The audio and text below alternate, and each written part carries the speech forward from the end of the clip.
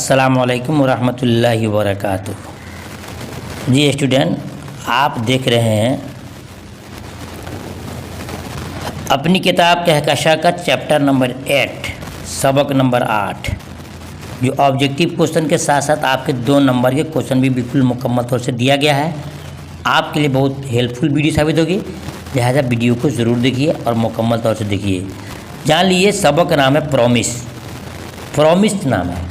Promise क्या है? Promise सबक क्या है? इम्तिहान में पूछा है कि प्रॉमिस सबक क्या है। नज़म है, गज़ल है, खाका है, नाविल है, अफसाना है, क्या है? तो आप बताएंगे कि प्रॉमिस सबक जो है आपका ये अफसाना है। क्या है? अफसाना है। फिर पूछेगा इम्तिहान में कि प्रॉमिस सबक अफसाना है तो इसको लिखा किसने है? इसको लिखा किसने है? बताएंगे कि जिलानी बानो ने इसको लिखा है। जो यहाँ पर दर्शाया गया है, दिखाया गया है कि ये अफसाना है और ये जिलानी बानो का लिखा हुआ है। अब इनके ताल्लुक से जितने क्वेश्चन बने हुए हैं वो आपको मेन बुक के वो भी दिखाएंगे और साथ में ऑब्जेक्टिव क्वेश्चन एक एक लाइन को पढ़ कर बनाया गया है। अब आपको कहीं किसी के पास जाने की ज़रूरत नहीं है। आइए शुरू करते हैं बगैर ताख़ीर किए हुए। देखिए सवाल नंबर 1, प्रॉमिस क्या है? प्रॉमिस सबक क्या है? जो आपको बताया मैं शुरू में कि गज़ल है, नज़म है, मजमून है, अफसाना है, ये तमाम विकल्प आपको इम्तिहान में दिए जाएंगे। मैंने आपको बताया कि प्रॉमिस सबक जो है ये एक अफसाना है। क्या है? अफसाना है। ठीक है। इस तरह आपके क्वेश्चन आपको तकरीबन 8 क्वेश्चन बनाए गए हैं और फिर आपके जो मेन बुक के क्वेश्चन है वो भी आपको दर्शाए गए हैं, दिखाए गए हैं। उसको ध्यान से सुनिए। पहले सवाल नंबर 2 में है कि जिलानी बानो कब पैदा हुई? अलिफ 12 जुलाई 1936, बे 14 जुलाई 1936 और जीम 10 जुलाई 1936। जुलाई सब में दे रहा है, चुनना आपको है। कहीं 12 जुलाई है, 14 जुलाई है, 10 जुलाई है और दाल में दिया है 22 अगस्त 1940। जी स्टूडेंट, जवाब देने से पहले मैं आपसे बताऊं कि आप चाहते हैं मुकम्मल तौर से तैयारी करना, मेरा चैनल उर्दू की अहमियत को सब्सक्राइब कीजिए। इंशाअल्लाह मैं आपको धीरे धीरे उस मकाम तक पहुंचाऊंगा जहां आपने ख्वाब देखा है। जैसे हमारे ऑब्जेक्टिव क्वेश्चन और 2 नंबर के क्वेश्चन ख़त्म हो जाएंगे, मैं आपको सब्जेक्टिव क्वेश्चन जो लॉन्ग क्वेश्चन है, असबा के खुलासे, नज़म गज़ल के खुलासे या फिर आपको लेटर्स, मजमून, तमाम चीज़ें आपको वीडियो इंशाल्लाह देते रहेंगे। बस चैनल को सब्सक्राइब कर लीजिए और वीडियो को लाइक ज़रूर कीजिएगा, लाइक करना ना भूलिएगा और दोस्तों में शेयर कीजिएगा। ऐसा आप करते हैं इंशाल्लाह PDF भी आपको हम देंगे। अगर आप कहाँ होंगे तो आपको PDF भी दी जाएगी। तो सवाल नंबर 2 में है कि जिलानी बानो की पैदाइश कब हुई? सही जवाब होगा आपका ऑप्शन बे, 14 जुलाई 1936 में इनकी पैदाइश हुई है। अब मेन बुक खोल करके देख सकते हैं। ठीक है। सवाल नंबर 2 के बाद 3 देखते हैं कि प्रॉमिस किसने लिखा है? अहमद जमाल पाशा, जिलानी बानो, वज़ीर आगा या फिर मिर्ज़ा गालिब ने? सही जवाब कि प्रॉमिस सबक के लिखने वाले जनाबा कौन है? जिलानी बानो जी हैं। सवाल नंबर 4 देखते हैं कि जिलानी बानो कहाँ पैदा हुई?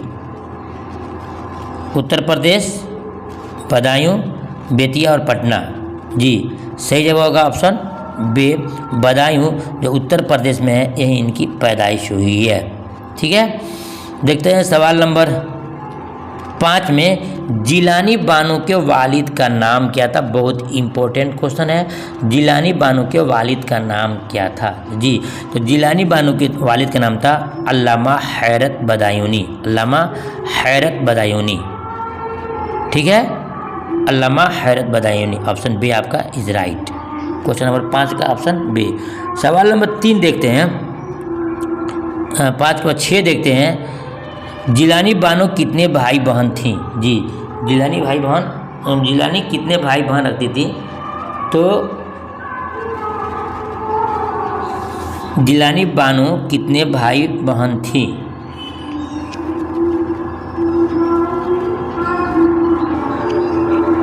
तो सही जवाब है कि जिलानी बानो के भाई बहन 7 थे। क्योंकि जब मेन बुक खोलिएगा तो मेन बुक के आपके जो ऑप्शन ये 7 सही है। तो ये खोलिएगा तो ऊपर से 1 2 3 चौथे लाइन में देखिएगा आप लिखा होगा कि तीसरे लाइन में उनके वालिद और उर्दू फारसी के शायर के साथ साथ आलिम दीन भी थे। उन्होंने अपने 7 बच्चों की परवरिश में खुसूसी दिलचस्पी ली। 7 बच्चों जो दिखा रहा है इसका मतलब है कि जिलानी बानो के 7 भाई बहन थे। ठीक है ना। आपको बिल्कुल ओरिजिनल पढ़ा रहा हूँ और बुक खोल करके सामने पढ़ा रहा हूँ ताकि एक भी सवाल गलत ना हो जाए जवाब। सवाल नंबर 7 देखते हैं, जिलानी बानो की शादी कब और किससे हुई। जी, जिलानी बानो की शादी कब और किससे हुई, ये आपके लिए बहुत इंपॉर्टेंट है, जो इम्तिहान में पूछा जाता है।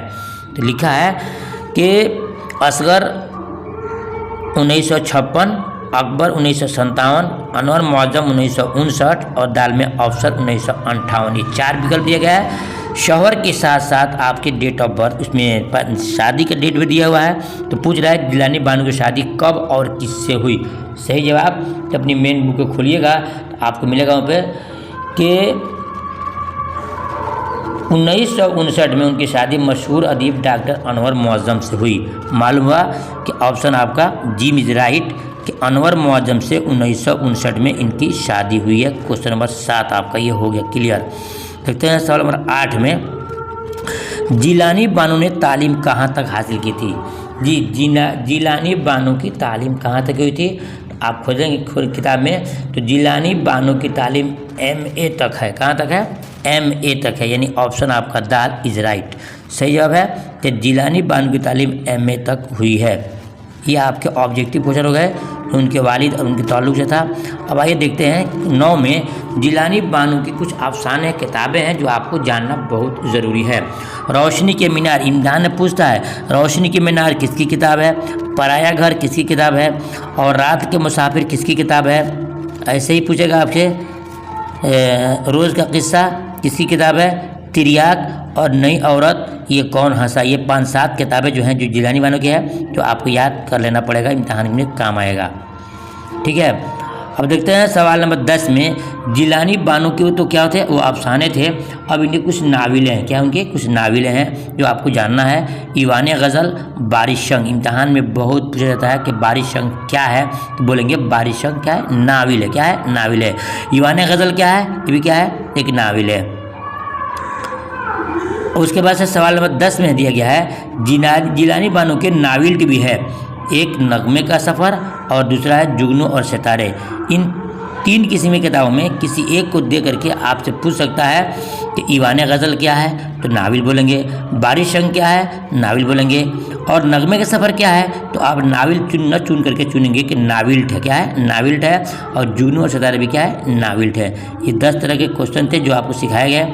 अब आइए जो आपके मेन बुक में जो किताब है, जो आप बताइए के नाम से लिखा जाता है, ये आपके लिए बहुत इंपॉर्टेंट है, जो तकरीबन आपके इसमें से कितने क्वेश्चन है देख रहे हैं, 10 क्वेश्चन आपके हैं। ये 10 को जानना है, जो आपके 2 नंबर और 3 नंबर में ये आपके काम आएंगे। सवाल नंबर 1, जिलानी बानो की पैदाइश कब और कहाँ हुई, चीज़ वही है, वो आपको टिक मारना है, ये आपको अपने हाथ से लिखना पड़ेगा। लिखिएगा, जिलानी बानो की पैदाइश 14 जुलाई 1936 को बदायूं शहर में हुई। ये आपको लिखना पड़ेगा इस तरह के, इसको आपको मश्क करना होगा ताकि 2 नंबर में आप मुकम्मल लिख सके। देखिए 2 नंबर के क्वेश्चन में, 3 नंबर क्वेश्चन में और 1 नंबर में फ़र्क क्या होता है। फ़र्क ये होता है कि उसमें आपको विकल्प दिया होता है, उसमें आपको चुन करके टिक लगाना है और मार्कशीट पे या A-B-C-D में कौन सही है, इसमें आपको अपने हाथ से लिखना पड़ता है। लिहाजा आपको ट्राई करना होगा कि जिलानी बानो की पैदाइश 14 जुलाई 1936 को बदायूं में हुई, तब जाकर के आपको 2 नंबर या 3 नंबर आपको मिल सकता है। सवाल नंबर 2, जिलानी बानो के एक अफसाने का नाम बताइए। लिखिएगा जवाब, जिलानी बानो के अफसानों में से रात के मुसाफिर भी एक उनका अफसाना है। ऐसे आपको लिखना होगा, जब आपके 2 नंबर आपको दिया जाएगा। सवाल नंबर 3 में है कि जिलानी बानो के 2 नाविलों का नाम लिखिए। लिखिएगा कि जिलानी बानो के 2 नाविल मंतज़ैल हैं, नंबर 1 ईवान गज़ल और 2 में बारिशंग। बहुत इंपॉर्टेंट है, ऐसे आपको नोट करना होगा, लिखना होगा।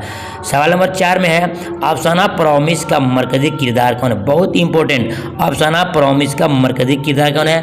मरकज़ी किरदार में इसमें मेन कौन है, बोलेंगे कि अम्मू है। कौन है, अम्मू है, जो क्या है, एक बूढ़ी माँ है। अम्मू है जो एक बूढ़ी माँ है, ये आपके मेन किरदार है और मरकज़ी किरदार अम्मू है। ठीक है। सवाल नंबर 5, प्रॉमिस अफसाने के 2 किरदारों के नाम बताइए। मेन किरदार तो हो गया अम्मू, और इसमें पूछ रहा है कि 2 और का नाम बताइए, तो हमीद और जमशेद। ये क्या है, ये बेटे हैं। किन के बेटे हैं, अम्मू के बेटे हैं। अम्मू के कितने बेटे हैं, तो अम्मू के 4 बेटे थे। इम्तिहान पूछ सकता है कि अम्मू के कितने बेटे थे, तो अम्मू के 4 बेटे हैं, हमीद, रशीद, खुर्शीद और जमशेद। ठीक है ना, ये हो गया। फिर पूछता है सवाल नंबर 6 में कि कैंसर का मर्ज किसके सारे बदन में फैल गया था। याद रखिएगा, कैंसर का मर्ज अम्मू के सारे बदन में फैल गया। जो उनकी माँ थी, बूढ़ी माँ थी, उनके बदन में सारा कैंसर फैल चुका था। देखते हैं सवाल नंबर 7 में, ख्वाजा बी कौन थी। बहुत इंपॉर्टेंट क्वेश्चन, ख्वाजा बी कौन थी। जवाब देंगे ख्वाजा बी कौन थी। अम्मू की खादमा थी। अम्मू जो बीमार थी उनकी खादमा थी जिसका नाम था ख्वाजा बी। सवाल नंबर 8 देखते हैं, ग्रेट मेम ने अपने चारों बेटों के साथ ज़िंदगी एंजॉय करने का कोई प्रॉमिस क्यों नहीं लिया। ये बात किसने कही। ग्रेट मेम ने अपने चारों बेटों के साथ ज़िंदगी एंजॉय करने का कोई प्रॉमिस क्यों नहीं लिया। ये बात किसने कही। बेबी ने कही थी। किसने कही थी। बेबी ने कही थी। सवाल नंबर 9, अम्मू ने अपने बेटों से क्या प्रॉमिस लिया था। ये बहुत इंपॉर्टेंट है और अम्मू प्रॉमिस सबक का खुलासा भी आपसे मांगा जाता है। इंशाल्लाह वो भी आपको देंगे जो बहुत इंपॉर्टेंट होगा। अम्मू अपने बेटों से क्या प्रॉमिस लिया था। अम्मू के मौत के बाद कांधा देने का, यानी अम्मू ने कहा था चारों बेटों से, बेटा तुम ज़िंदगी में रहना और कहीं भी रहना, जब मेरी मौत की खबर सुनना तो ज़रूर आना और मेरे जनाजे को कांधा देना। यही प्रॉमिस लिया था माँ ने अपने बेटे से। इसका जो खुलासा है, निचोड़ है, बहुत इंपॉर्टेंट है, जो इम्तिहान में अक्सर पूछा जाता है। इंशाल्लाह वो भी मैं आपको दूंगा। सवाल नंबर 10, अम्मू यासीन शरीफ पढ़िए, अल्लाह को याद कीजिए। ये बात किसने और कब कही थी। अम्मू यासीन शरीफ पढ़िए, अल्लाह को याद कीजिए। ये बात किसने और कब कही थी। जवाब बड़ी बहू ने कही थी। नज़ा के आलम में अम्मू से कही थी। याद रखिएगा, बड़ी बहू ने, बड़ी बहू मतलब जो उनकी बड़ी पतोह थी, यानी कि बड़े बेटे की बीवी थी, उन्होंने कही थी। और कब कही थी। नज़ा के आलम में। नज़ा किसे कहते हैं। आखिरी वक़्त में जब इंसान का रूह निकलता है उस वक्त की बात है। तो उनके बड़ी बहू ने नज़ा के आलम में अम्मू से कही थी, यानी कि अपनी सास से कही थी। ये आपके 10 क्वेश्चन हो गए जो आपके मेन बुक के थे। और ये जो दिया गया है आंसर शीट है, जो आप अगर PDF लेते हैं तो आपको आसानी से याद करने में कोई दिक्कत नहीं होगा। ठीक है स्टूडेंट, फिर मिलता हूँ नेक्स्ट वीडियो में। तब तक कि अल्लाह हाफिज़, अपना खास ख्याल रखिएगा।